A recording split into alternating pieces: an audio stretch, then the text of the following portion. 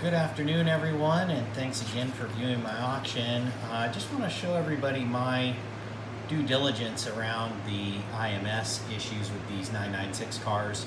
I know it's like this huge topic. Everybody wants to ask, has it been done? Has it not been done? So on my particular car, no, it has not been done. My due diligence suggests that this car has the dual roll bearing, which according to the Eisen versus Porsche Car North America settlement, the dual roll has a significantly less than 1% chance of failure. So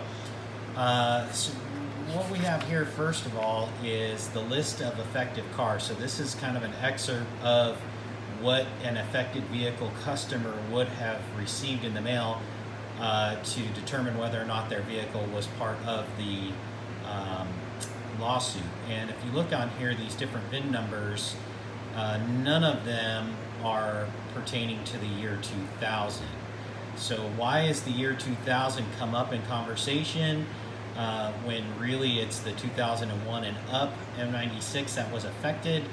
I think it comes up because various shops and professionals and people that have done replacements have also found that in some instances, or according to LN Engineering, they call them anomalies, where they have found some 2000 vehicles to have a single row in a 2000. Well, further research suggests that the anomalies are around particular replacement engines or engines that may have been swapped out with another from another vehicle over time. So that leads me to looking at my engine number that's pertaining directly to my car. So if we look at my engine number, the M96 and the 04, which is determined to be for a 2000-2001 Carrera, so this engine is for this car, and the 66Y just says that it was built in the year 2000. So again, doesn't, when I verified that against my underhood sticker, the M96 04 66Ys, which my car should have come with, and it is not an anomaly, because if it was a replacement engine or one from another year, then it would not, it would have had like an AT in it for remanufactured, or instead of a Y, it could have had a 1 or a 4 or a 5, just depending on the year. So that Y is the year nomenclature in the serial number, from best I can tell.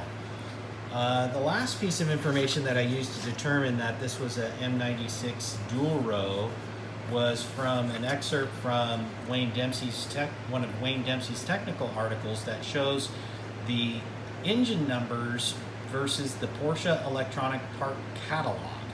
So in this excerpt, it just says that the EPC shows that engine numbers prior to the 661 141164 engine built prior to that, the proper replacement bearing would also be a dual row.